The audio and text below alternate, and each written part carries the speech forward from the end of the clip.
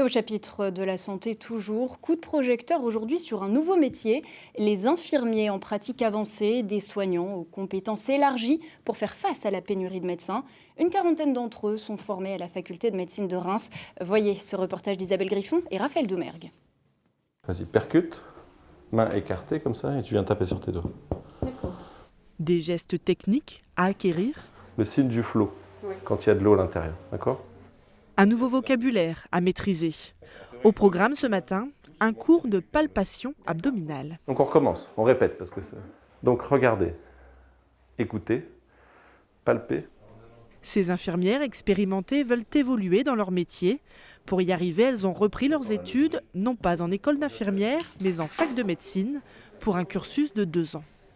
J'étais arrivée à un stade de ma carrière où je me cherchais un petit peu. Ça fait 22 ans que je suis infirmière.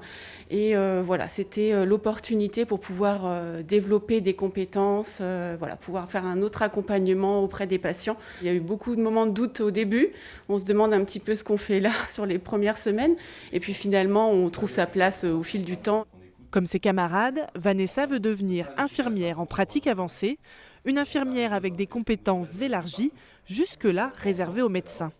Elle pourra par exemple demander des examens complémentaires ou encore renouveler des prescriptions médicales. C'est vraiment une évolution indispensable parce que les demandes en soins sont de plus en plus importantes, notamment dans les pathologies chroniques ou pour les urgences. C'est vraiment important de pouvoir avoir des gens à qui on peut déléguer en toute sécurité une partie des tâches qui étaient jusque-là réservées aux médecins.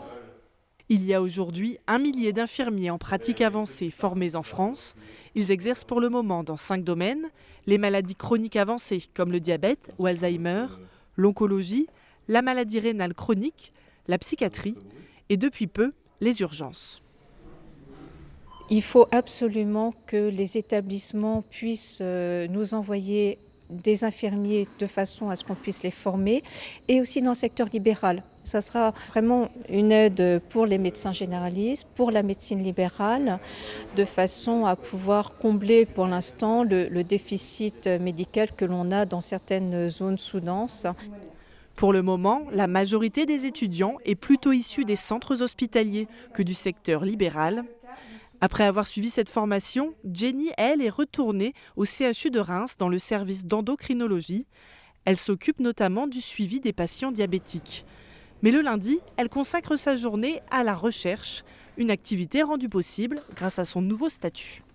J'ai intégré un groupe de travail de recherche avec des médecins concernant les patients avec un diabète de type 1. Ça me plaît, oui, c'était pas facile à aborder au départ, mais ça devient beaucoup plus concret quand on est vraiment sur le terrain. Dans quelques mois, elle partagera son bureau avec une autre infirmière en pratique avancée. D'ici cet été, 700 nouveaux diplômés vont gonfler les effectifs de ce métier encore méconnu.